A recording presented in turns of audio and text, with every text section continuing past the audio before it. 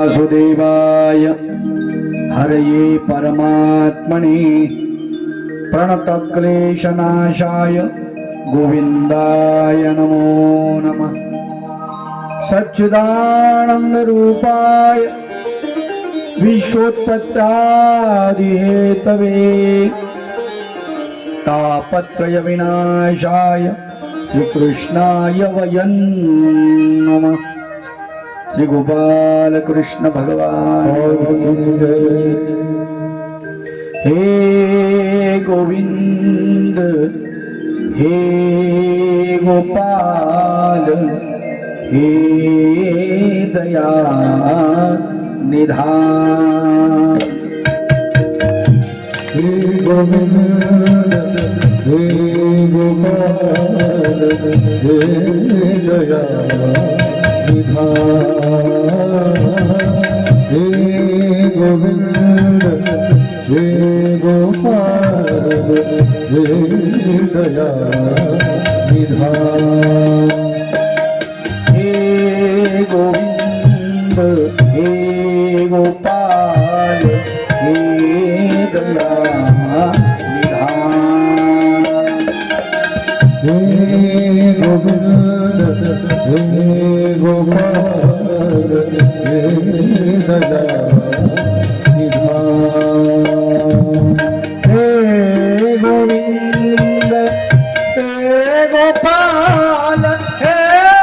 दया निधान। हे गोविंद हे गोपाल हे दया निधान। हे दया निधान। हे गोविंद हे गोपाल हे दया निधान। हे गोविंद हे गोपाल हे दया निधान।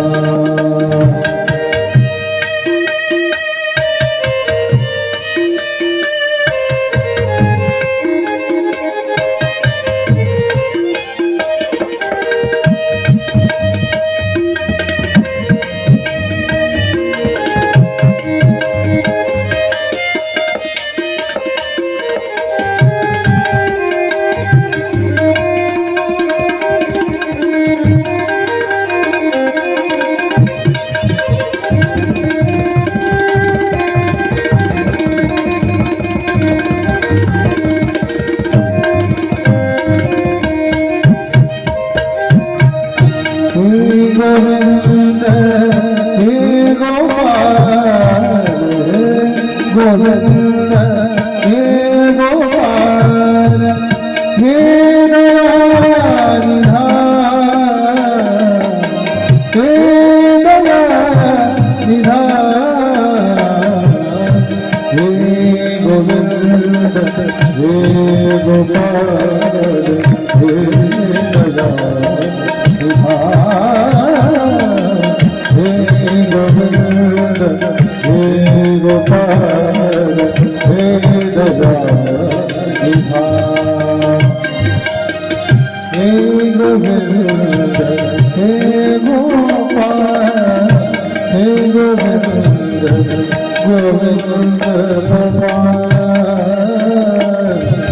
हे गोविंद गोविंद गोविंद गोपाल गोविंद गोपाल गोविंद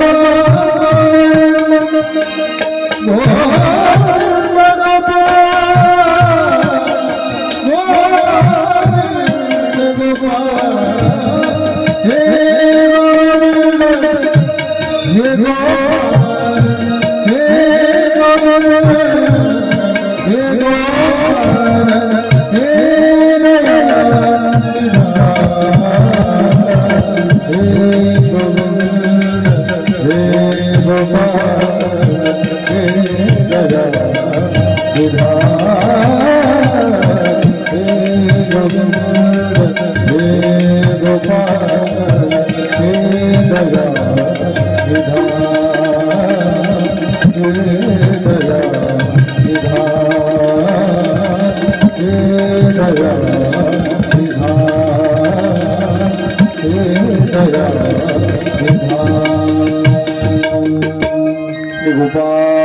कृष्ण भगवान की जय, श्री दत्तात्रेय भगवान की जय, श्री चक्रपाणी भगवान की जय, श्री गोविंद प्रभु भगवान की जय, सर्वज्ञ श्री चक्रधर भगवान की परब्रह्म परमेश्वर भगवान गोपाल कृष्ण भगवंताची कथा आपण गेल्या 5 दिवसापासून श्रवण करत आहात. आजचा 6वा दिवस. खर तर कथा अर्ध्यामध्ये झालेली आहे. काल आपण बघितलं परब्रह्म परमेश्वर भगवान गोपाल कृष्णाचा विवाह सोहळा संपन्न झाला. रुक्मिणी देवी हिचं हरण झाल्यानंतर भगवंत तिला घेऊन तापी पूर्णेच्या संगमावरती चांगदेवला 3 दिवस मुक्काम आहे भगवंताचा. तिथून भगवंत द्वारकेला जातात. तिथेही पुन्हा सोहळा पार पडतो.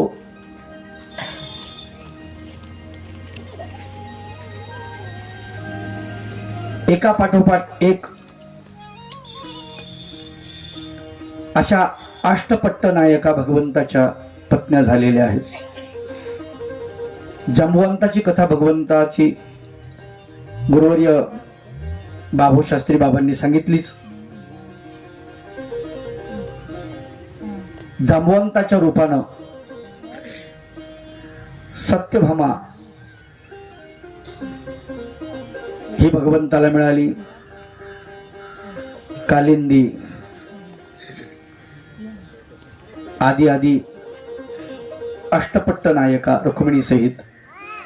पण रुक्मिणी सारखी स्त्री जगतात पुन्हा होणे नाही असं मला वाटतं. कारण रुक्मिणीचं जसं आगमन मथुरेमध्ये झालं, द्वारकेमध्ये, तसं स्वागताध्यक्षपद तिच्याकडे आलं. प्रत्येकीचं स्वागत तिनं करायचं. 7 जणी सवती आल्या. खरं पाहिलं तर आपल्यामध्ये एक हिस्सा सवत कुणालाच नको असते. रुक्मिणी असं काहीच म्हणत नाही. तेच आपण सत्यभामेकडे बघा. सत्यभामेला असं वाटतं की भगवंतानं माझ्यावरच प्रेम करावं, कोणावरच करू नये.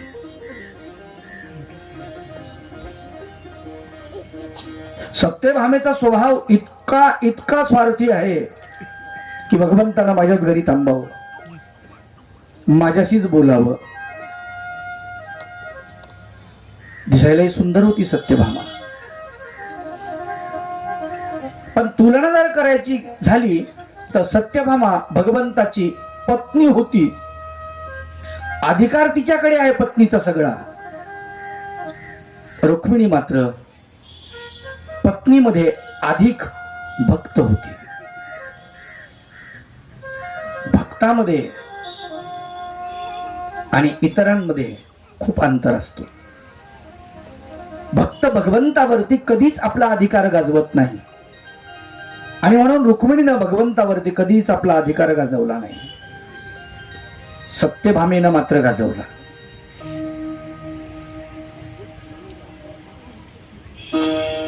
भगवंत स्वर्गामध्ये गेले. तिथे सुंदर अशा प्रकारचं पारिजात वृक्षाचं झाड बघितलं. भगवंतानं ते खाली आणलं. आता कुणाला द्यायचं? वाट येत ना, 1 नाही 2 नाही, नाही का? सत्यभामेच्या दारामध्ये लावून टाक. आनंदित झाली सत्यभामी. बघा, सगळ्याला सांगत सुटली माझ्यावर देवाचं किती प्रेम आहे. आणि मनुष्य रूपानं जर खरं पाहिलं तर खरंच तिचं देवावरती भरपूर प्रेम होतं. नव्हतं असं नाही, होतं. पण रुक्मिणीचं नुसतं प्रेम नव्हतं, भक्ती होती. आणि नुसत्या प्रेमामध्ये आणि भक्तीमध्ये खूप अंतर आहे.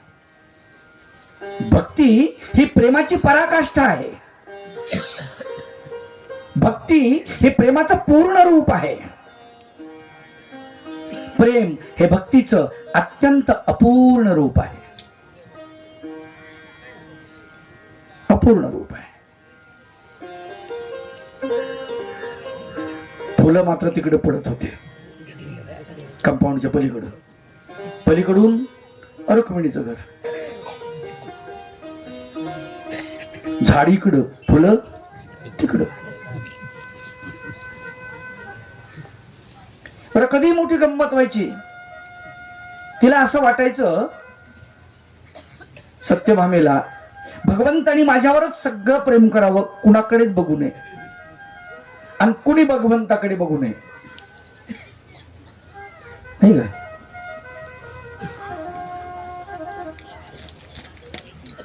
आजच्या भाषेत जर सांगायचं म्हटलं, तुम्ही कोई और देखे तो जलता है दिल. आहे का कुठं ना? अरे तो जितका तुझा आहे तितका तिचा बी आहे ना, बाकीच्यांचा आहे ना. पण असं नव्हतं. तिला ती वाटत होत सत्यभामेला.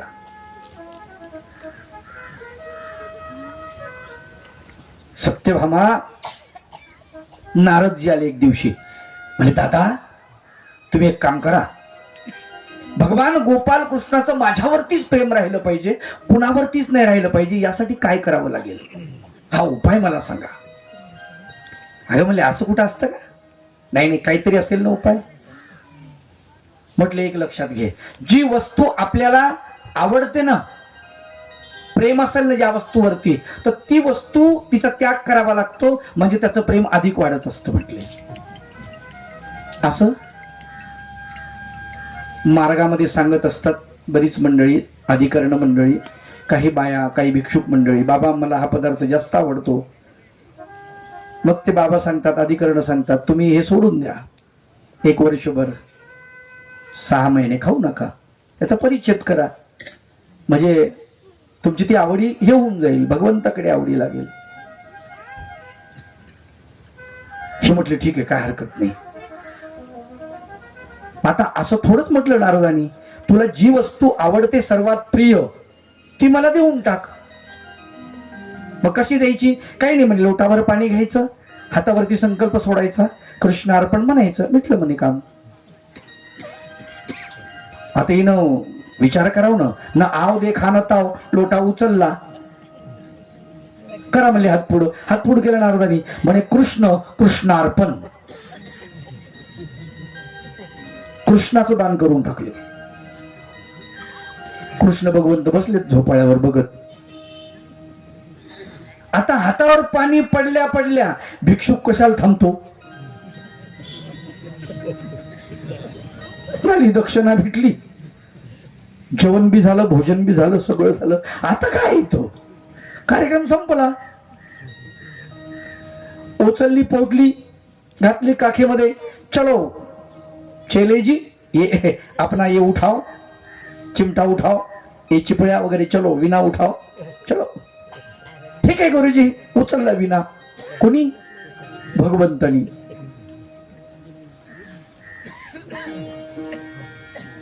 अहो नारद मुनी, कुठं घेऊन चालले? हा म्हणजे माझा शिष्य आहे तो. आता तू संकल्प सोडला, आता तुझा अधिकार नाही. अहो असं नका करू, पाया पडायला लागली, रडायला लागली. अहो माझं मन असं नव्हतं, तुम्ही काही वेगळंच केलं म्हणले. अहो माझ्यावर त्याचं प्रेम जास्त वाढलं पाहिजे. हा पुढच्या जन्मात. आता का बया, पुढच्या जन्मात? मला वाटलं आताच. देव म्हणते, असं नाही, इतक्या क्विक नाही मिळत, इतक्या ताबडतोब नाही भेटत, घासावं लागतं त्याला. आता हे तबला मास्टर झालेत, घासावं लागलं ना. किती वर्ष झाली मी? तू 8 वर्षापासून, 8-9 वर्ष अगोदर शिकले. आता वय किती आहे? 35 वर्षाचं वय आहे. हे का? साधारण कमीत कमी 20 वर्षापासून तबला वाजवत असेल तो. आमचे दादा गायन, गोड आवाज आहे. किती वर्षापासून गाताय? 20 वर्ष झाले. अरे 20 वर्ष म्हणजे काही साधी गोष्ट आहे? एवढ्या लवकर प्राप्त नाही होत ना, पटकन कसं होईल? आत्ता तुम्ही कुलकर्णी भाऊंना बघितलं ना, ढोऱ्या डोंगरामध्ये जे आलेत, इकडच्या मंडळींना सांगतो, आमच्याकडे ते परिचित आहेत. त्यांना पंडित पदवी गुरुवर्य बाबू शास्त्री बाबांनी दिलेली आहे. पंडित रत्नाकर कुलकर्णी, त्यांचं नाव रत्नाकर आहे, आडनाव कुलकर्णी आहे.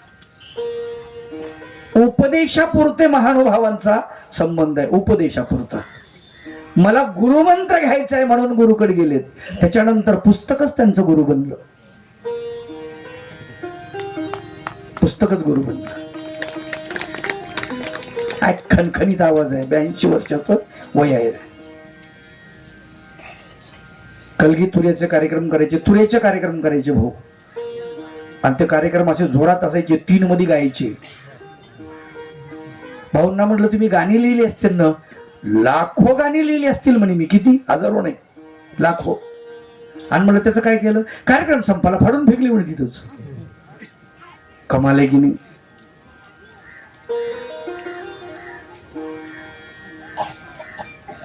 त्या माणसाला चर्चेत बसले ना तुम्ही,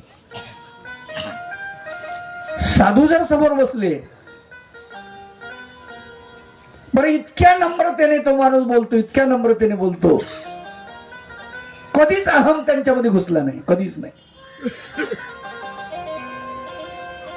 बंदांतर पाठ आहेत.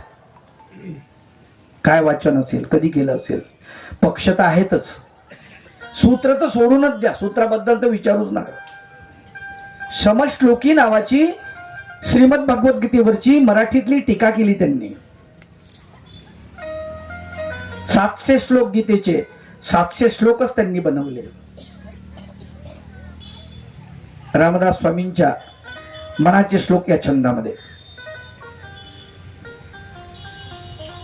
सुंदर अशा प्रकारचा ग्रंथ आहे. राजविद्या त्याचं नाव. गुरुवर्य बाबू शास्त्री बाबा त्यांनी त्यांच्या दुसऱ्याही 2 ग्रंथाची चिंतनीच्या मार्फत प्रकाशित केले. ते ग्रंथ, राजविद्या नावाचा ग्रंथ आता आउट ऑफ प्रिंट आहे, खूप सुंदर. आणि तेही म्हणजे मी महानुभाव पंथामध्ये कैवल्यदीपी नावाचं मासिक काढलं होतं, आणि त्या मासिकासाठी त्यांनी लिहायला सुरुवात केली. 18 अंक, प्रत्येक अंकामध्ये राजविद्येचा एक अध्याय असायचा. 18 अंक निघाले होते ते. त्याच्यानंतर ते एकत्रित केलं, छापलं.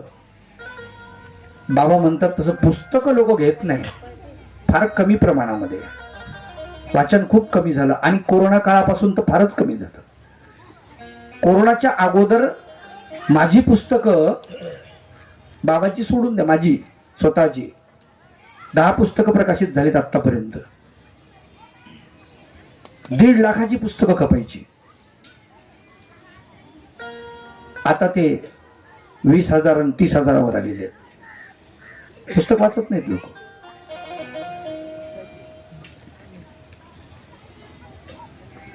सत्यभामा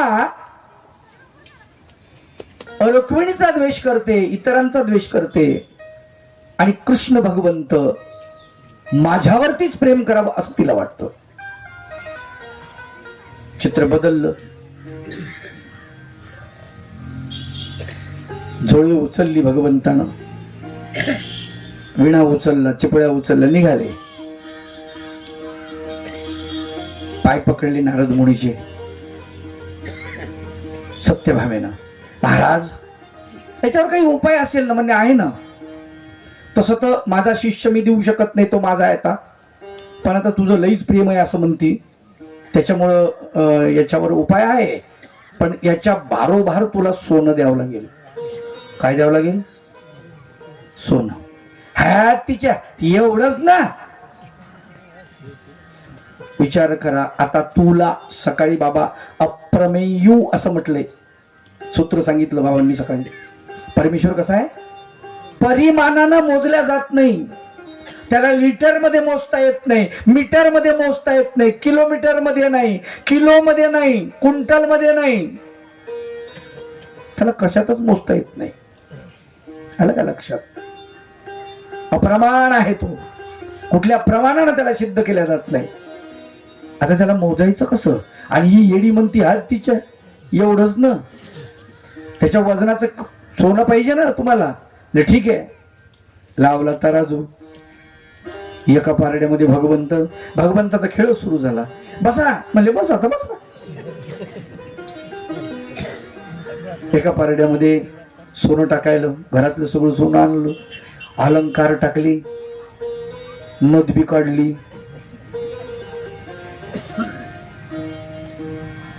ते नारद मुनी म्हणले, गळ्यातली यगदानी कशाला ठेवली? हा, ती राहिली का? ती बी काढली, ती बी टाकली. ते वजन काय वाढलं, आता काय करावं?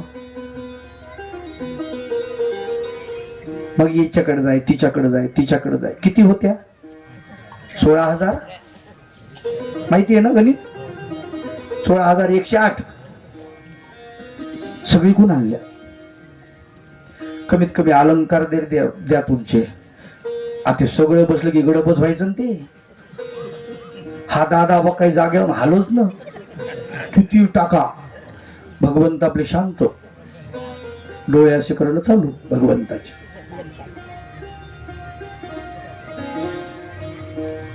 रुक्मिणीकडे गेली, म्हणे ताई अशी अशी गोष्ट झाली. भगवंताला त्यांची तुला करायची चालू आहे आणि तुमच्या घरचं सोनं द्या म्हणून. काय केलं तू? म्हणजे असंच. अगं वेडी आहेस का ग? असं करत असतात भगवंताला, कुठं दान देत असतात. अगं कोटी कोटी पुण्यानं आपल्याला भगवंत मिळाले आणि ते पुण्य असं जाऊ द्यायचं असतं का? म्हटले दान द्यायचं असतं ते. अरे परमेश्वराच्या तुलनेमध्ये सगळी संपत्ती दिली तरी चालते, परमेश्वर नाही सोडला पाहिजे. सगळं गेलं तरी चालते, देव नाही गेला पाहिजे. आणि तो असं कसं काय केलं? आता त्याला सोडून घ्यायचं. ताई कसं करायचं? चल म्हणे मी येते. अहो काही अलंकार पेटी वगैरे काही नौकर बोलवते म्हणे, घरातले सगळे दागदागिने, सोन्याच्या इटा फिटा काही. द्वारकेत काय सोन्याला कमी होतं का? लई सोनं परमसाठ.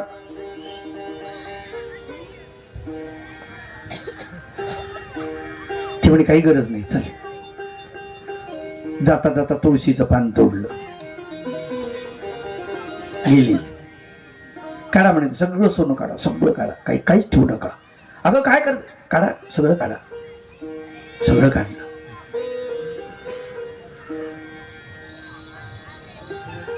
पान ठेवलं एका बाजूला, एका बाजूला भगवंत हात जोडले. हे भगवंता, मी जर मनोभावे तुमची सेवा केली असेल, माझ्या सेवेमध्ये कुठलाही स्वार्थ नसेल, तर या तुळशीच्या पानानं तुमची तुला व्हावी. आणि काय आश्चर्य, ते पारड खाली आलं, भगवंताचं पारड. एका तुळशीच्या दलानी भगवंताची तुला झालेली आहे. ते तुळशी दल नाही, त्याच्यातला जो भाव होता की नाही, भाव, त्या भावानं झालेली आहे. सुभाषितकार फार सुंदर वर्णन करतात. न काष्ठे विद्यते देव, न पाशाने न मृण्मये, भावो ये विद्यते देव, तस्मात् भावो हि कारणम. न काष्ठे विद्यते देव, देव काष्टानं प्राप्त होत नाही. न पाशाने, पाषाणाने नाही. न मृण्मये, मातीने नाही. आलं का लक्षात? कशानं? भाव. भावो हि विद्यते देव, तस्मात् भावो हि कारणम. तुकडोजी बाबाचं भजन कालच म्हटलं होतं. सोन्या चांदीचा देव, त्याला चोराच भेव. मातीचा देव, त्याला पाण्याच भेव.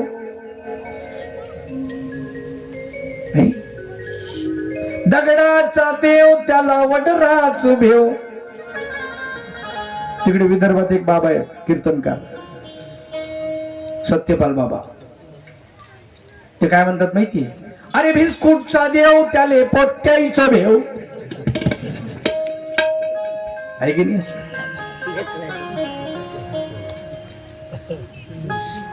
कशानं पावतो? देवाशान भेटायचा नाही रे देव, बाजारचा भाजीपाला नाही रे देव, बाजारचा भाजीपाला नाही रे देव, बाजारचा भाजीपाला. ओ म्हणे नाही भाव म्हणे देवा मला पाव, म्हणे नाही भाव म्हणे देवा मला पाव. देवशानी भेटायचा नाही हो, देव बाजारचा भाजीपाला नाही हो, देव बाजारचा भाजीपाला नाही हो.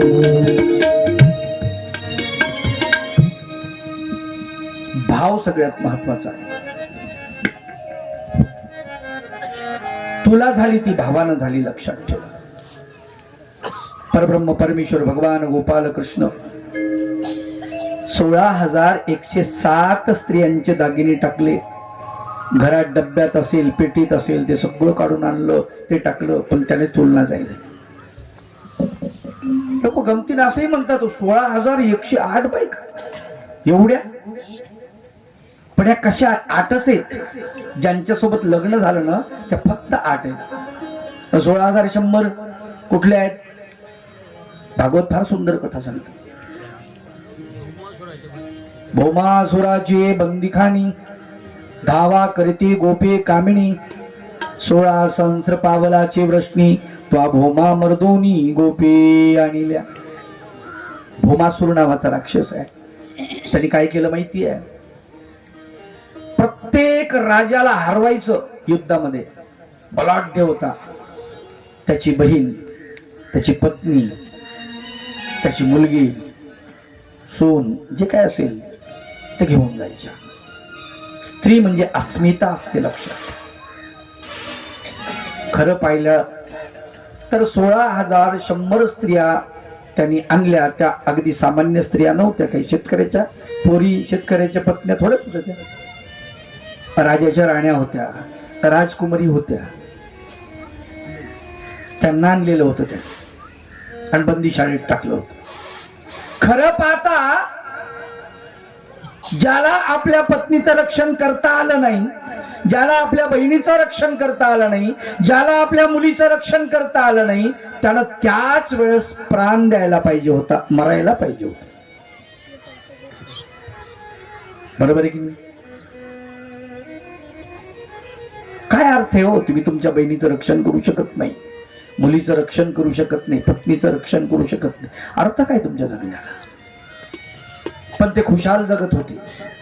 आणि इकडे मात्र त्या कारागृहामध्ये भगवंताचा धावा करतायत. भगवंत गेले, भौमासुराला मारलं. 16,100 स्त्रिया, भगवंतानं त्यांना मुक्त केलं.